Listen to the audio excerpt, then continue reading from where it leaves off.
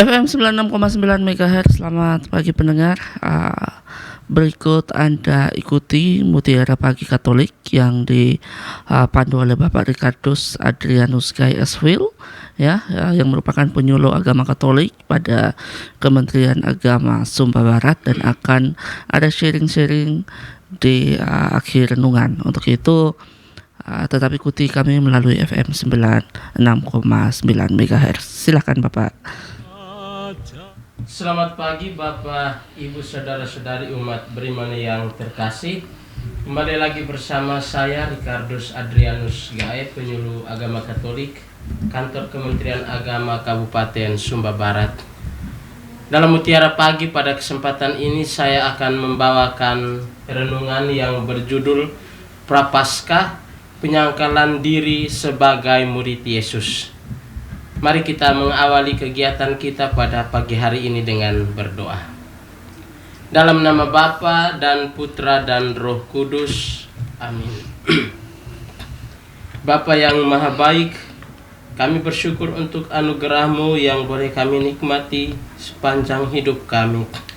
Engkau senantiasa menuntun dan membimbing kami, membantu kami dalam setiap pekerjaan dan tugas-tugas kami. Pada hari ini kami hendak mengawali kegiatan kami dengan mendengarkan dan merenungkan sabda-Mu. Sudilah kiranya ya Tuhan, Engkau senantiasa hadir bersama kami, sehingga sabda-Mu yang kami dengarkan dapat kami laksanakan di dalam kehidupan kami setiap hari. Semua doa ini kami sampaikan kepadamu dengan perantaraan Kristus Tuhan kami. Amin. Mari kita bersama-sama mendengarkan sabda Tuhan.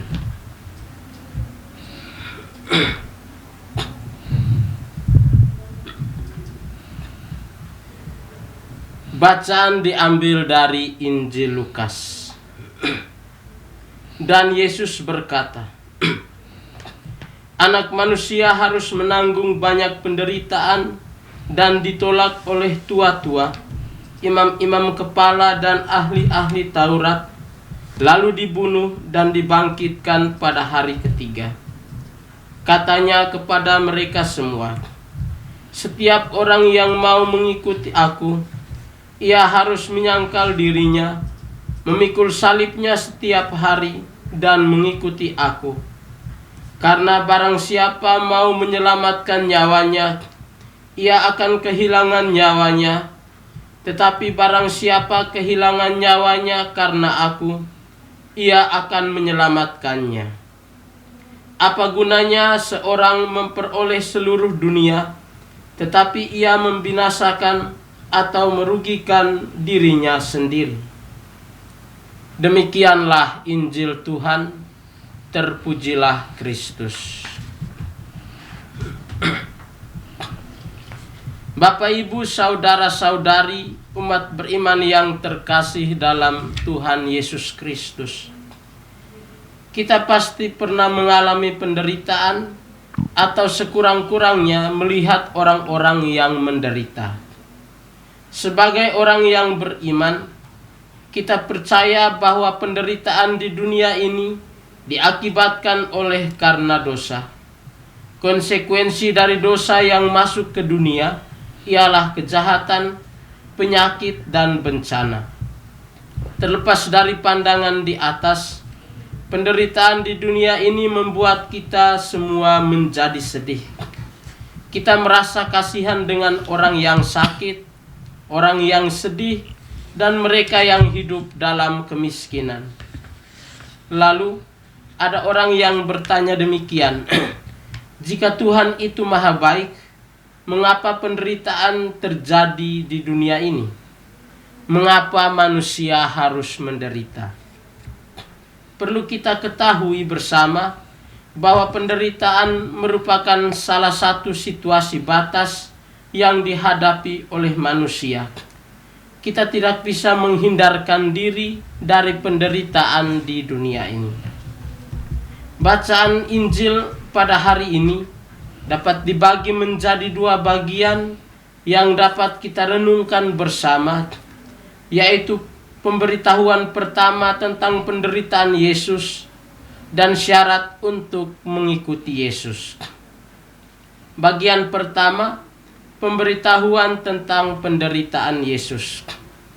Dalam Injil Sinoptik tercatat bahwa Yesus memberitahukan penderitaannya secara eksplisit sebanyak 3 kali, yaitu pemberitahuan pertama terjadi setelah pengakuan Petrus di Kaisarea Filipi. Pemberitahuan kedua terjadi saat berada di Galilea, dan pemberitahuan ketiga terjadi dalam perjalanan menuju Yerusalem.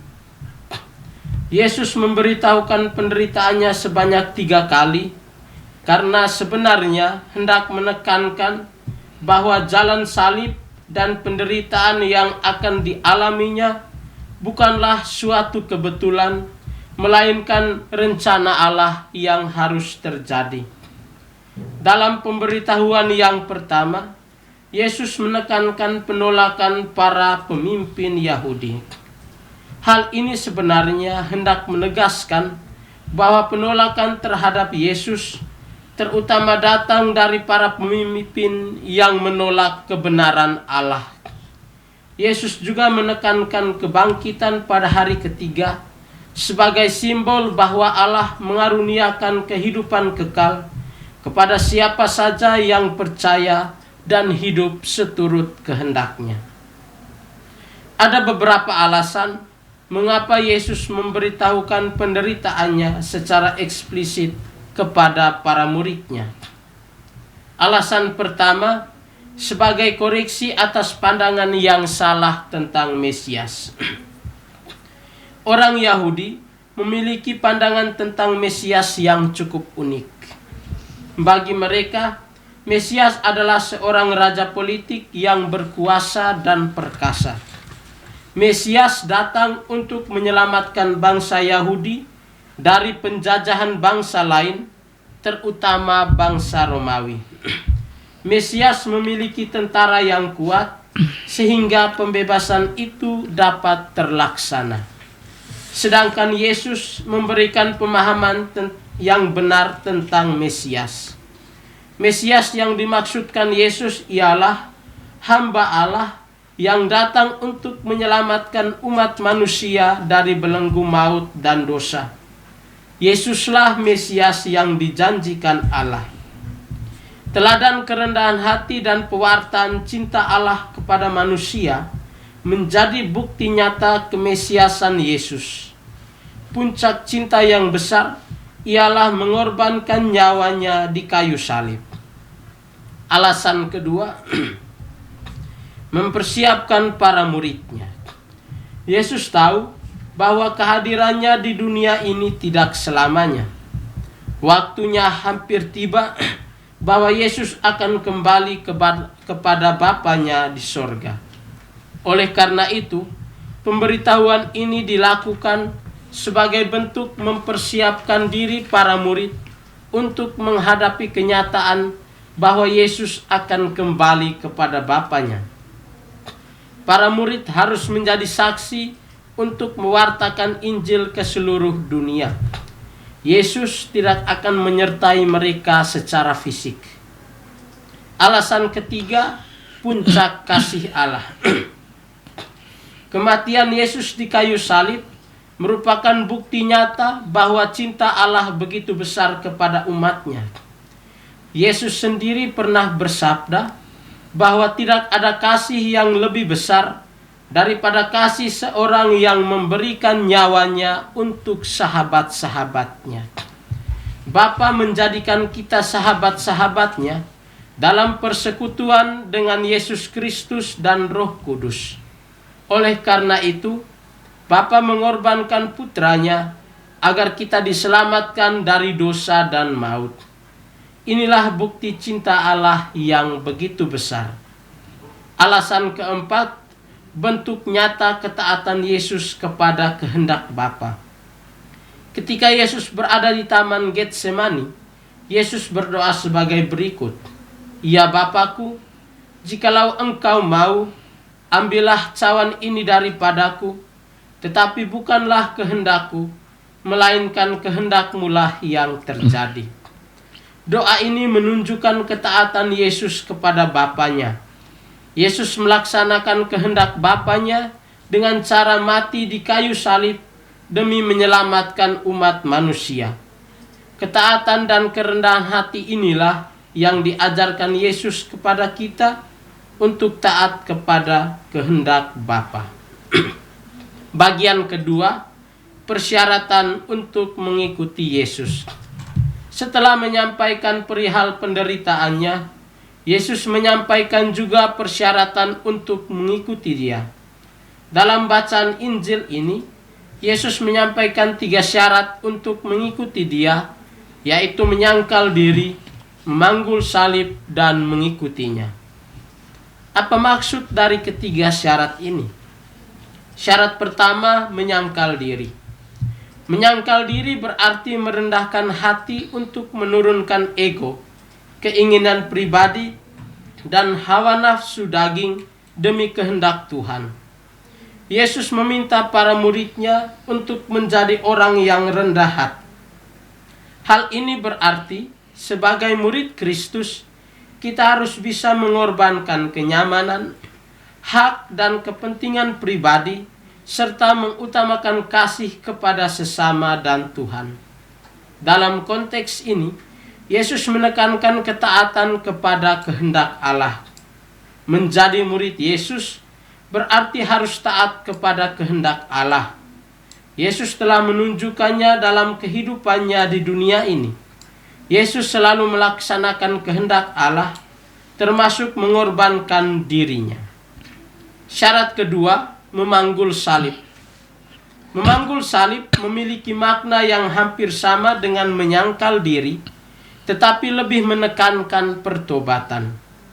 Memikul salib adalah perintah Yesus, yang berarti komitmen total seorang murid untuk menyangkal diri, mematikan keinginan daging atau dosa, dan taat mengikuti jalan Kristus meskipun harus menanggung penderitaan, kesukaran, atau penolakan dunia. Ini adalah tindakan harian, bukan kejadian sekali saja, yang mengutamakan kehendak Tuhan di atas ambisi pribadi. Dimensi pertobatan sangat ditekankan Yesus. Orang yang mau memanggul salib harus mampu meninggalkan cara hidup lama dan menjadi manusia baru.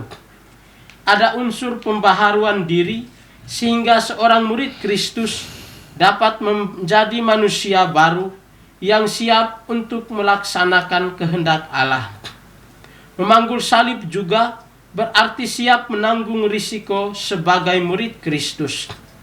Yesus menegaskan bahwa seorang murid akan mendapatkan berbagai macam kesulitan oleh karena namanya. Itulah salib yang harus kita pikul sebagai murid Kristus yang setia. Syarat ketiga, mengikuti Yesus. Mengikuti Yesus berarti kita memiliki komitmen penuh untuk mengakui Yesus sebagai Tuhan, meninggalkan cara hidup lama, dan taat kepada kehendak-Nya.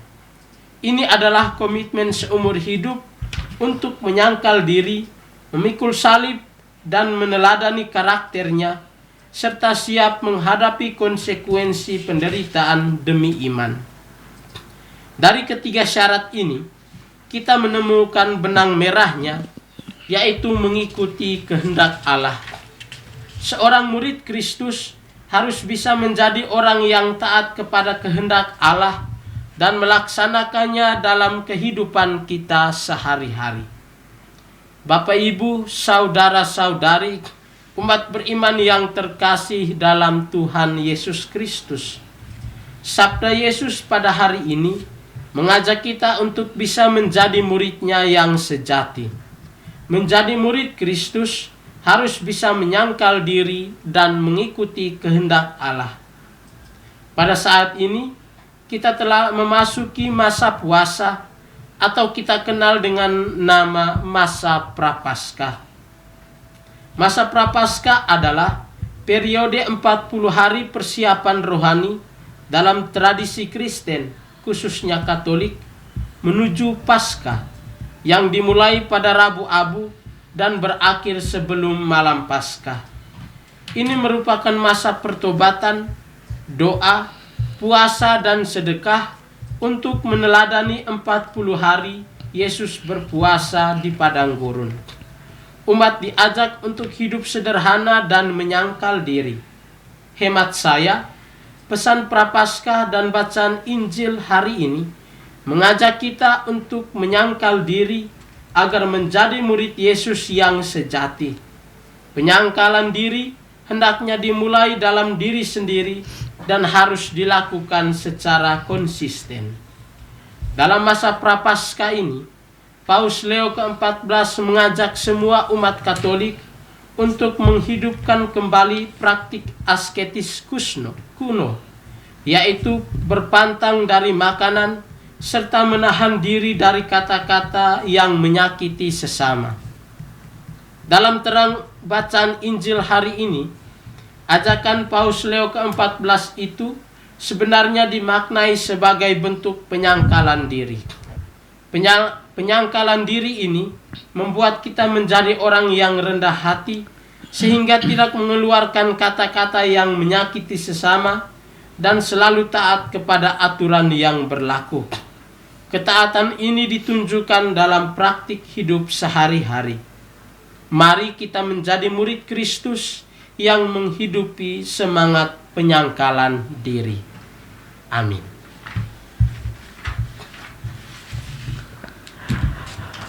Baik Pak, topik kita di pagi ini adalah Prapaskah, penyangkalan diri sebagai murid Yesus ya. Baik, dalam masa Prapaskah ini mungkin Pak bisa dijelaskan lebih detail lagi kenapa kepada pendengar kita ya, kenapa dan mengapa jika Tuhan itu maha baik, mengapa penderitaan terjadi di dunia ini Pak, silakan.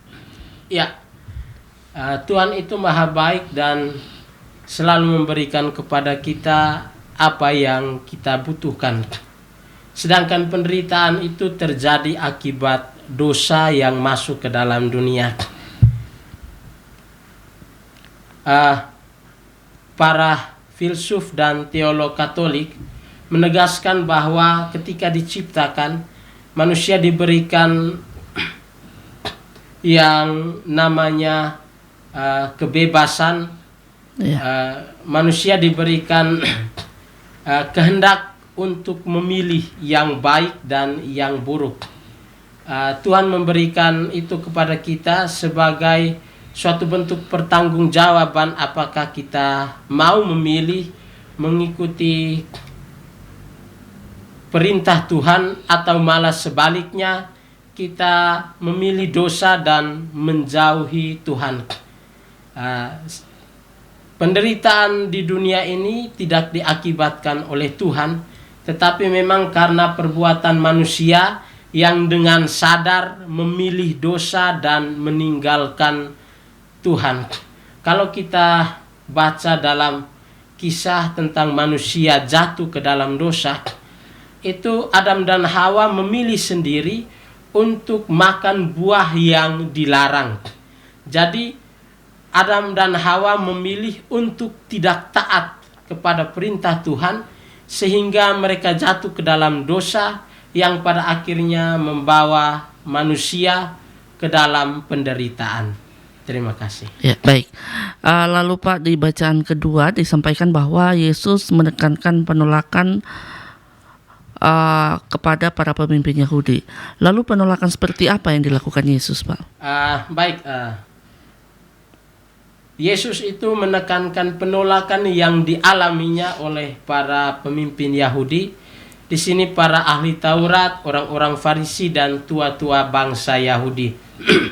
Dalam pemberitahuan yang pertama ini, penolakan ini terjadi karena memang dalam kenyataannya para pemimpin Yahudi ini tidak percaya Yesus. Kita lihat dalam bacaan-bacaan Injil, itu banyak sekali kesempatan ketika para tua-tua bangsa Yahudi, ahli-ahli Taurat dan orang-orang Farisi ini bersoal jawab dengan Yesus. Mereka bahkan menolak Yesus karena memang mereka merasa kehadiran Yesus itu dapat mengancam posisi mereka sebagai para pemimpin.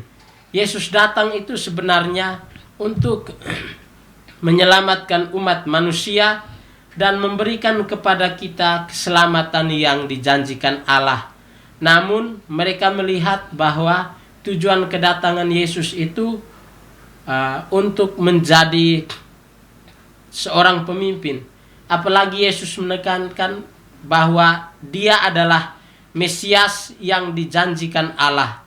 Nah, dalam pengertian bangsa Yahudi, Mesias ini adalah seorang raja, seorang pemimpin. Kalau Yesus datang sebagai Mesias, berarti Yesus itu adalah pemimpin bangsa Israel yang akan membebaskan bangsa Israel dari penjajah. Yesus memang seorang pemimpin, tetapi bukan pemimpin seperti yang mereka mengerti. Yesus adalah pemimpin karena memang Yesus itu pemimpin sejati, Mesias yang dijanjikan Allah untuk menyelamatkan umat manusia dari dosa. Terima kasih. Baik Pak, untuk closing statementnya Pak, mungkin ada yang ingin disampaikan untuk seluruh umat beriman, terkhusus umat Katolik, dalam masa Prapaskah ini dan akan diakhiri dengan doa. Silakan. Dalam masa Prapaskah ini, sebagai umat Katolik kita seharusnya menghidupi semangat penyangkalan diri sebagai murid Yesus. Penyangkalan diri ini tidak saja dilakukan pada masa Prapaskah, tetapi dilakukan setiap hari sebagai suatu bentuk ketaatan kita kepada kehendak Allah. Allah menghendaki agar kita hidup sesuai dengan perintahnya dan menjauhi larangan-larangannya. Kalau kita menyangkal diri kita, membiarkan diri kita berada di dalam penyelenggaraan kasih Allah, maka kita akan mendapatkan keselamatan yang dijanjikan Allah. Marilah kita hidup sebagai murid Kristus yang senantiasa hidup dalam semangat penyangkalan diri. Amin. Mari kita tutup dengan doa. Bapa di dalam surga, Engkau telah memilih kami menjadi pengikut Putra-Mu. Sudilah kiranya ya Tuhan, Engkau senantiasa membantu kami agar kami mampu hidup dengan semangat penyangkalan diri, sehingga dalam kehidupan kami senantiasa melaksanakan kehendak-Mu. Semua doa ini kami sampaikan kepadamu dengan perantaraan Kristus Tuhan kami. Amin. Dalam nama Bapa dan Putra dan Roh Kudus. Amin. Baik pendengar, berakhir sudah Mutiara Pagi hari ini edisi Kamis 19 Februari 2024. Saya Maya dan juga Bapak Ricardus Adrianus GSWil pamit undur diri. Selamat pagi dan sampai jumpa.